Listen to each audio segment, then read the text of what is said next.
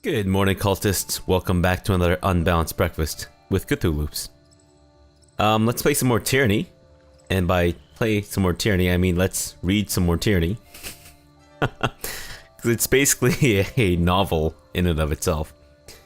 Last episode we ended off almost having completed our conversation with Siren. And I think we need to talk to her a little bit more. Because there's still stuff that we need to discuss. Good day, Fatebinder. It's always nice to see you.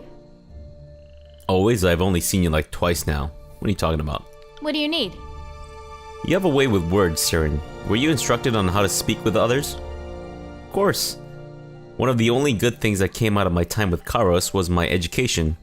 My teachers insisted I be trained on the proper way to speak with a royal court. I was frequently mistaken for someone older, so I think I got away with a lot more than I could have otherwise.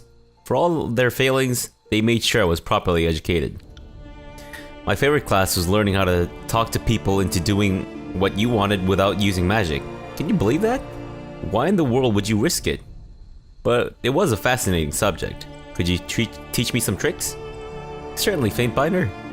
I don't remember how much of my training I'll remember, but I'm sure I could help you out.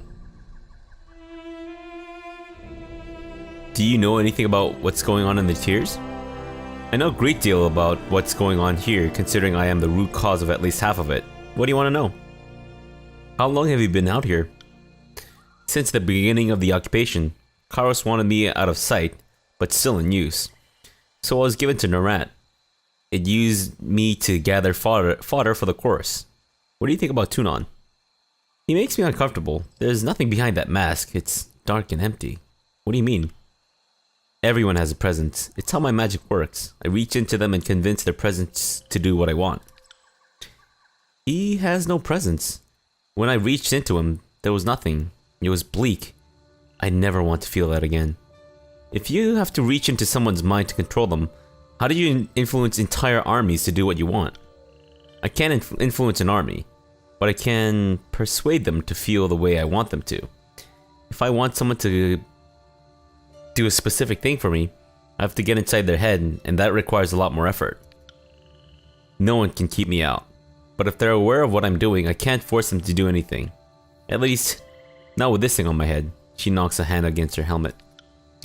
Really, I don't know how it works. It just does. You might as well ask me where lightning comes from. I want to know about Kyros. What did you want to know?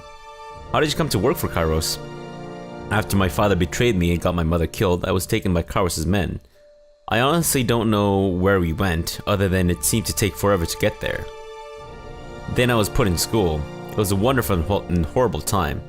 I learned how to control and maximize my power, but they underestimated my abilities, or overestimated theirs. I think it was more the latter than the former. They unleashed my true power. They did believe I wouldn't try to... Did they believe I wouldn't try to run? They unleashed my true power. Did they believe I wouldn't try to run with it? They tried to train and mold me, and in that way they succeeded. They also tried to brainwash and break me, and in that way they failed spectacularly. But I was punished for it. Why were you punished? They assumed my abilities were exaggerated. They were powerful mages who had spent years training at their art. How could a little girl ever hope to rival their prowess? I grew tired in their condescension. I hated them for treating me like a child. Their rules, their discipline, their training, they had killed my mother, and I would make them pay for it. One day, I got bored in class. The teacher's droning voice was putting me to sleep in the afternoon heat, so I thought I had to have a little fun. He was distracted and he let his defenses down. He didn't consider me a threat. How did you know his defenses were down? You can just feel it. If someone is alert or aware of what's going on, it's a lot harder to get inside. But I know when they're vulnerable. I know how to take advantage of the opening and climb right in. Go on. I started humming. Nothing that would attract his attention, of course. A lullaby my mother sang to me. Fitting, I thought, to invade this man's mind with a song taught to me by the woman they destroyed. I could tell I had gotten inside him when he was slowed down, ever so slightly. I started singing wordlessly, standing, working in hand motions. They were completely unnecessary, but I had been trained to be a performer. Then I worked in my words. The window, I sang to him. Look, what's at the window? He turned, entranced, and stared outside. his mouth moving silently as he dreamed of an answer to my question. "What's out there?" I asked him through my song. What could that be? I was elated. The fool had left himself alone and vulnerable, and this 8-year-old had dominated his mind. He walked to the window, intently staring at something I couldn't see. Made him jump, didn't you? Of course. I didn't mean for him to fall. He was looking out the window and reached up as if to touch whatever he was looking at before I could stop him. He was gone. It looked like he was trying to catch something as he fell from sight. I won't say I'm sorry he died. He was a horrible man, but I didn't mean to do it. However, I was elated. The taste of power was intoxicating. I didn't get to taste it again for a long time. How were you punished? They wanted to cut out my tongue. Even at 8, I didn't blame them. It's what I would have done, but Kyros said no, doing possibly the one act of kindness she ever did for me. It's a she, or is it a he? Without the power of speech, I was essentially useless. So they muzzled me. They knew simply holding my mouth shut wasn't going to be sufficient, so they got creative. Using sage magic, they put my voice in stasis when I wasn't in class. I couldn't go through the motions of speech, but nothing came out. Oh, they did take pleasure in it. Between classes, they gave me chores. They berated me. They beat me. I was their slave. The only reason I lived was by Kyros' whim, but I was tortured by everyone else's. There were at least 2 teachers in my classes after the incident, and I was always accompanied by 2 guards, both of whom had been deafened so I couldn't affect them. I accidentally killed one man, and they were acting like I destroyed a realm. I suppose that's what they thought I'd do next, and who knows, maybe that's what I'm about to do. What was life like with Kairos? For several years I was surrounded by people who would smile to my face and sneer when I turned away. They were supposed to be my mentors, my teachers, but all they did was resent me. They taught me to refine and control my voice. My power became more directed, more powerful, more subtle. I no longer needed to specifically say what I wanted people to do. I could just think what I wanted, how I felt, and the weaker the mind, the faster they would respond. It still required me to sing, or at least make music with my voice, but I could say one thing, but mean something else entirely, and the magic worked. Everything was done for Kyros' edification. They asked for signs of her power, and I was used to bring them about. People praised my name to the extent that was allowed, but if the focus of adoration ever truly pointed toward me, it was quickly stifled. I didn't see much of Kyros. She was busy taking care of her affairs, but I was never allowed to forget by whose power I was allowed to exist. I was paraded around like the new jewel, and since I had real power, it took a while for the luster to fade.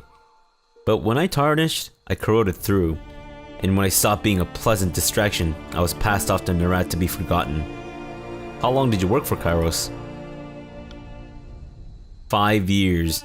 2 years of dedicated training, 2 years with training interspersed with travel, performing miracles in Kyros' name, then a year being his pet. His pet or her pet? Oh, wow, that's actually a question. What do you think of Kyros? Honestly, I didn't really think of him at first. If I wasn't getting daily reminders that he owned me and he could have killed me at any time he wanted, I would have completely forgotten he existed. Don't misunderstand me. I despise him. It's because of him I don't have a family. It's because of him my mother is dead. It's because of him I am here instead of anywhere else. But as a child, I was kept too busy to interact with him much. Wait a minute, you called Kyros both him and her. Did I? How clumsy of me. Must have been a slip of the tongue. She smiles mischievously. Is Kyros a man or a woman? You really don't know, do you? It's fascinating. I assumed a Fatebinder would have been given an audience with him. It doesn't seem like she'd let you perform actions in his name without speaking to you. That's part of the mystique, isn't it? If your enemies don't know anything about you, how can they properly plan? So why would Kyros let anything out that he didn't want the world to know? Tell me, Saren. No. A lady has to keep some secrets, and this is going to be mine. It feels good to have some power in this relationship. It's not going to matter once you defeat him anyways. She'll be gone. Oh, is that what you think I'm doing? Alright, well, okay. Tell me what you can about the Scarlet Chorus. If I never talk to another chorus member of my entire life, I will consider it a success. No matter what else happens. She folds her arms across her chest and levels a steely gaze at you. Then I'm thrilled to turn your attempted success into a constant failure. I'll try to talk to you more often. Oh, verse. Anything that helps numb me to the droning sound of your voice. Now, do you mind? I'm speaking with the Fatebinder.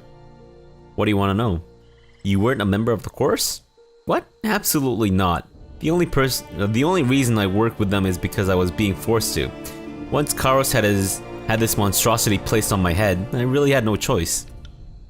I'm not powerful enough to force them to let me go, and they had the numbers to overwhelm me if I tried anything. So I did what I was told, until you showed up. What was it like working with them? Well, at first I was treated like a queen. I spent all my time recruiting, and let's be honest, the Scarlet Chorus isn't choosy, so it was easy to convince people to join. Toward the end, I actually started fearing for my life. With this thing on my head, I couldn't effectively control an entire army, so hobbling me was quite an intelligent thing for Kyros to do.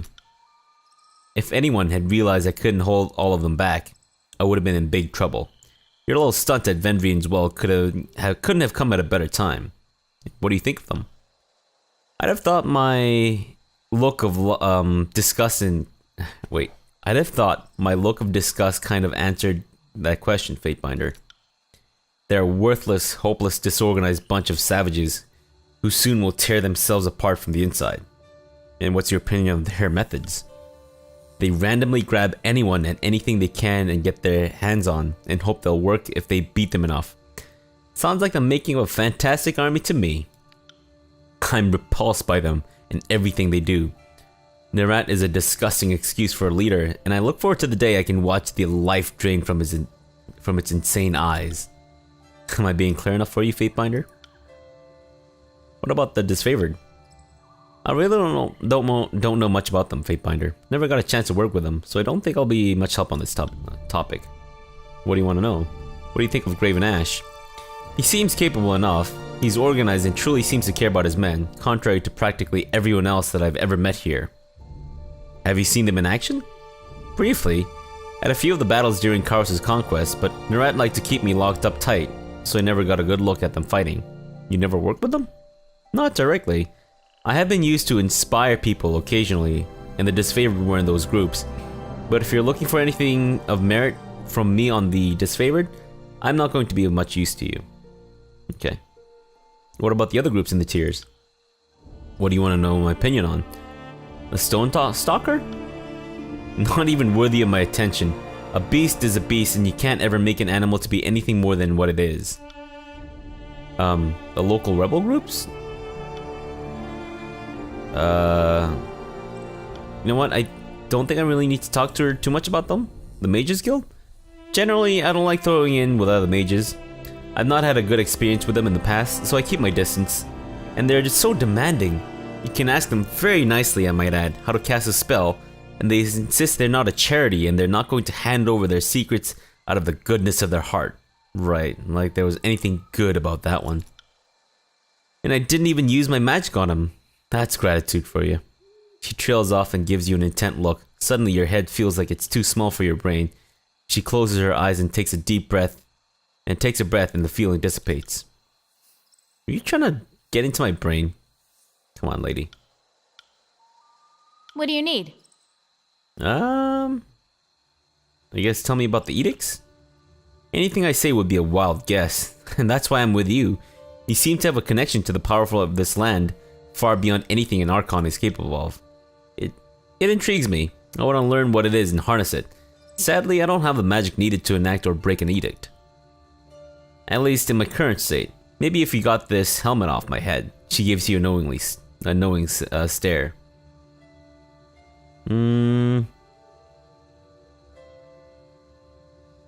I'd remove it if I could. Just because escape is futile doesn't mean the prisoner is going to give up trying. It doesn't hurt to ask. You're an Archon, you must know something about edicts, Siren. You'd think that, wouldn't you? With all my training and education. Kairos left a big void in it all. Almost like it was intentional. What do you need? Alright, well, that's kind of it. Let's do some more exploring. More conversificating. And more importantly, more looting. So we were in here, that's where Siren was, right? Then we were in there. So where should we go next? We should go to... maybe the Forge?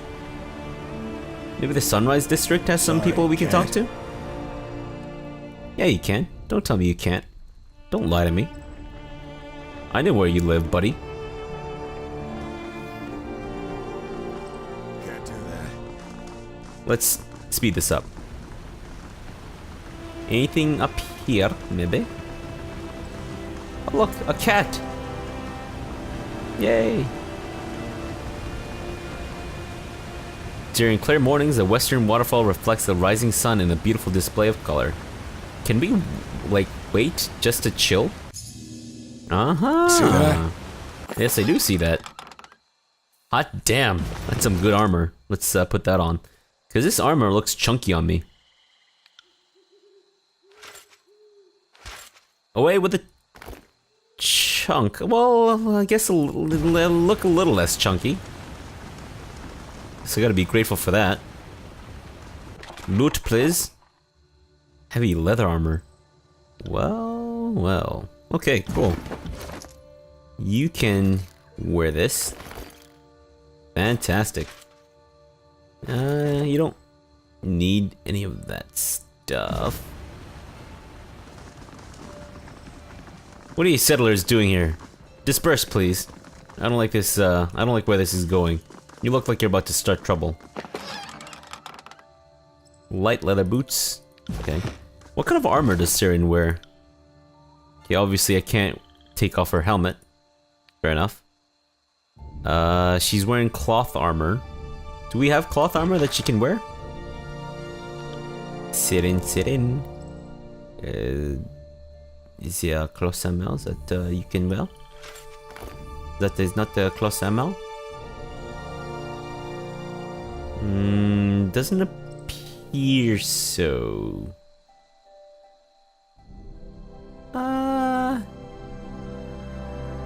Yeah, no. Can she wear leather though?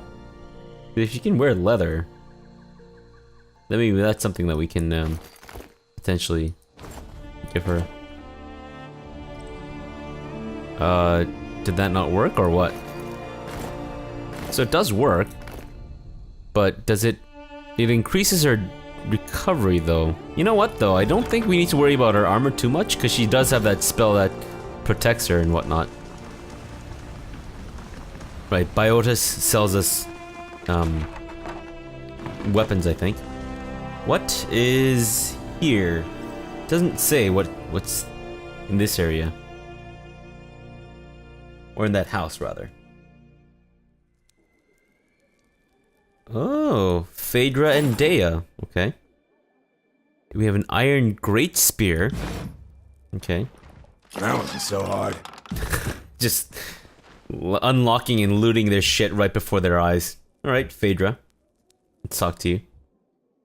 A bright-faced woman greets you as you approach. Welcome to Lethian's Crossing, Wanderer. My name is Phaedra, and this is my beautiful wife, Dea. She indicates a stone-faced blonde woman standing next to her, who holds up her hand in a quick greeting. What brings you to town? Is there anything I can help you with? What can you tell me about Lethian's Crossing?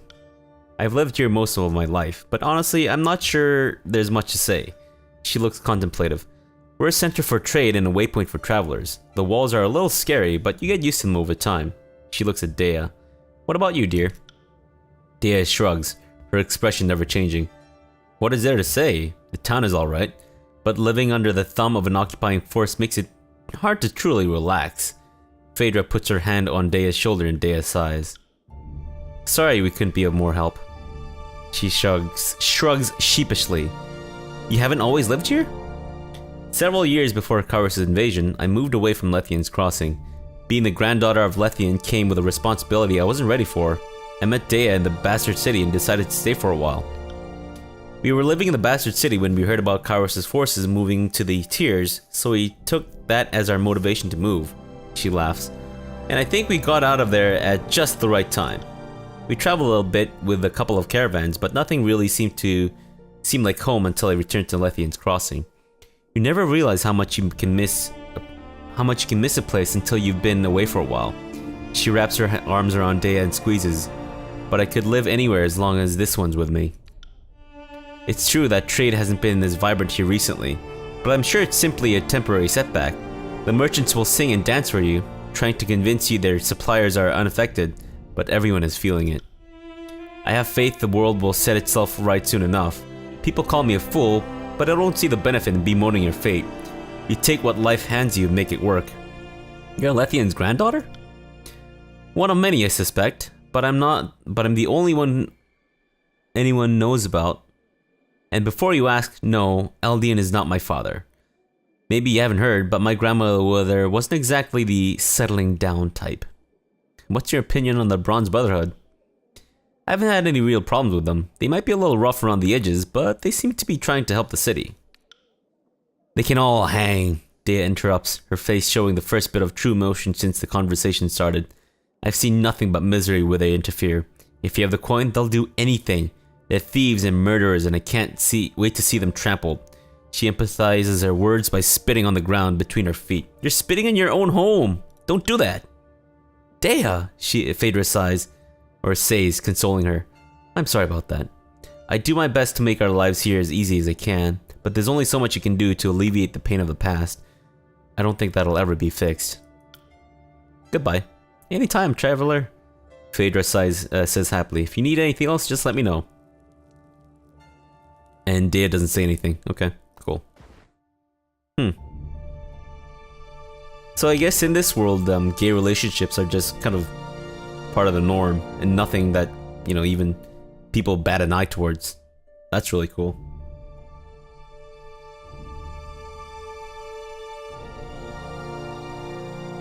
And so are loading screens, apparently. Okay, cool. Just as I say that. So I know that's the okay, so that's the forge. Let's try going in there. What exactly is in the forge? I'm assuming it's some kind of like blacksmithery. The smithery of blackness, of which you can loot. Fantastic. Yes to looting. Got it. You know it. Headhunter plans? What are these plans that we're getting? We have Oltanis, or Olantis, Master of Casting. And then we have Lahara, Master of Tempering. Let's talk to them. Olantis surveys the room with an air of superiority. He addresses you without making eye contact. There's something you want? Is there a problem? His eyes carefully watch Lahara as he answers you. Yes, but these are forge-bound matters. Nothing that concerns the High Court of Tunon, I can assure you. What do you do here in the forge? I keep things running smoothly. Upkeep, mostly. He smiles coyly. I am also second in command to Lahara, so in case anything ever happens to her, I'm here to take charge. Interesting. Are you saying what I think you're saying? I think you are. Let's talk to Lahara, Master of Tempering. A muscular woman stands upright from her forge and looks at you, the light of the fire playing across her face, making her eyes dance dangerously. A toothy smile breaks across her mouth, the only bright spot on her soot-stained face. Do you kill with your left hand or your right? She rubs blackened palms together, eyeing you expectantly. Normally I can tell at a glance, but you're a little harder to read. Let's say, I guess I'm right-handed with my sword, so right. Noted. She clears her throat and wipes her blackened hands on the canvas of her smock. I am Lahara, Master of Tempering and the Forge Master of Lethian's Crossing. My tasks exceed the hours left in the day, but there's no harm in pausing my work if it means speaking with a Fatebinder. How may I be of assistance? Why did you want to know if I kill my right hand or my left hand? The gauntlet is the hardest piece of the panoply, and the most rewarding to work. So many skills of so many different sizes. Then there are the rivets. She slides her thumb and fingers together, shedding flocks of soot and iron dust. I imagine you see a lot of battle in your line of work. One gauntlet is invariably going to wear out before the other, My mind is always thinking on what will need repairs first. It's as simple as that. Well, tell me about Lethian's Crossing. I don't see much of it, only this. She points to the roof and walls of a forge. Lethian and her merchant crew settled this area a while back. The brave fools built bridges over the old walls and made themselves a crossroads trading post. Real pioneer spirit stuff. The whole place might have been ignored by Kairos' forces, except someone discovered there's iron everywhere. Can't wash your clothes in the river without them coming out rust-tinged. So the iron made Lethian's Crossing important enough for Kairos to want it for himself. It made good sense to move some of us forge-bound here to Lethian's Crossing. Easier to put us near the iron instead of shipping it over the mountains. That, and this is a crossroads. We can resupply our allies faster than ever from our new workshop. Tell me about the forge-bound. For centuries, my guild has sought the union of magical and manual perfection. While others concern themselves with the arcane for the sake of inordinate power, we study it to overcome the traditional limits of our arts and crafts. Arts and crafts? It's a weird thing to say in this context. The forge is our dominant concentration of study, but not all forge-bound work metal. Some are weavers, carpenters, and one of our otter members fancies himself a chef.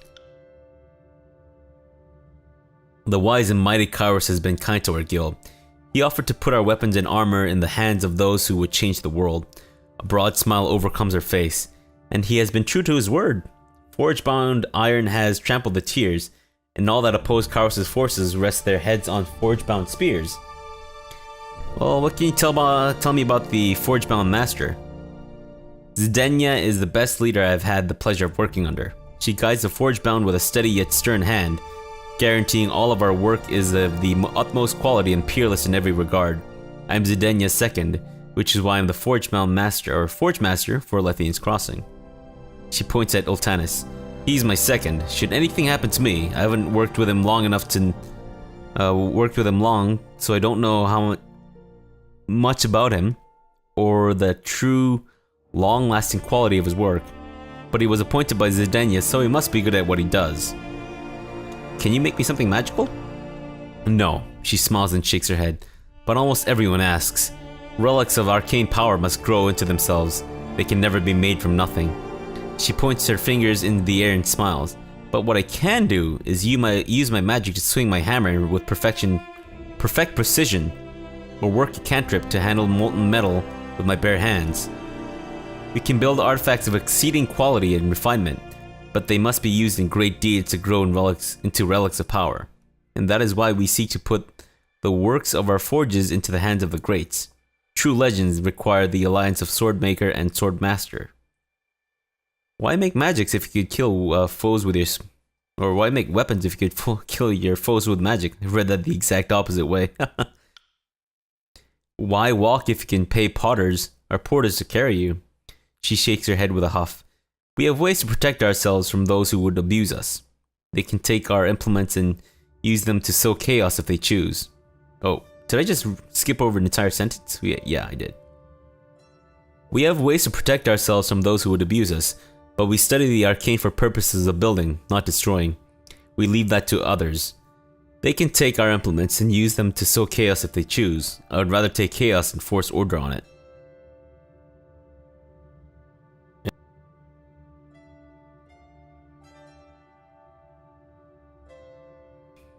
How exactly does your magic help you with making things?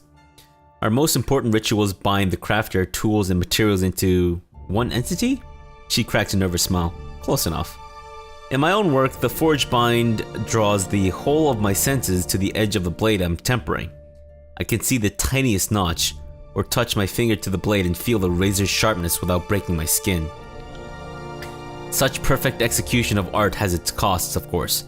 Once heart and lungs become linked to flame and hammer, a dropped hammer could lead to a stopped heart. Whoa.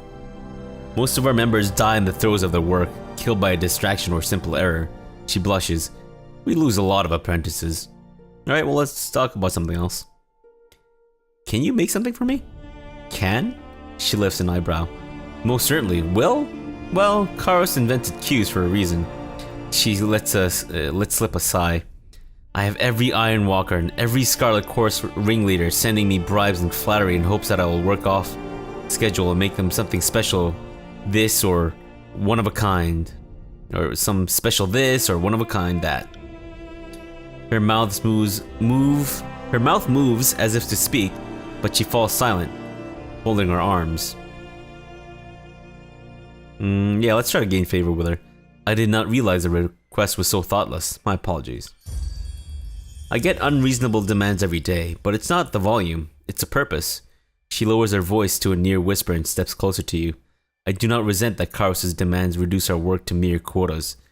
I should be allowed to customize my work for every soldier. Only apprentices have anything to learn from making the same size helmet again and again.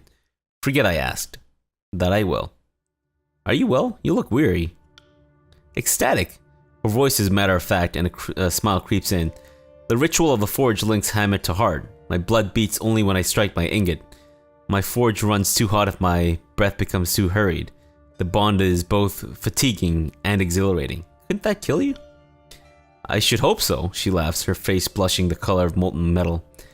Better than being defiled and killed by brigands, poisoned by grain rot, or slain by childbirth.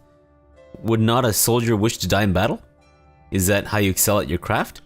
Well, that in practice, she scowls. But yes, the rituals link the senses to the materials, and the body to the tools.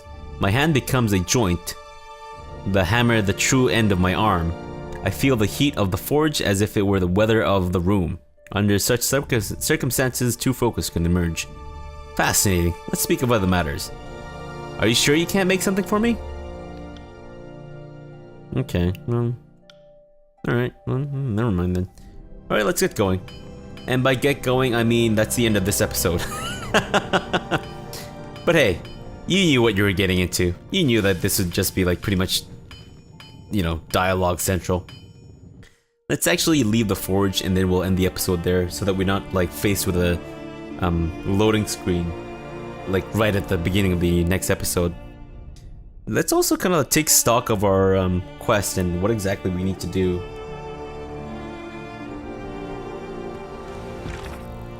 So we are in...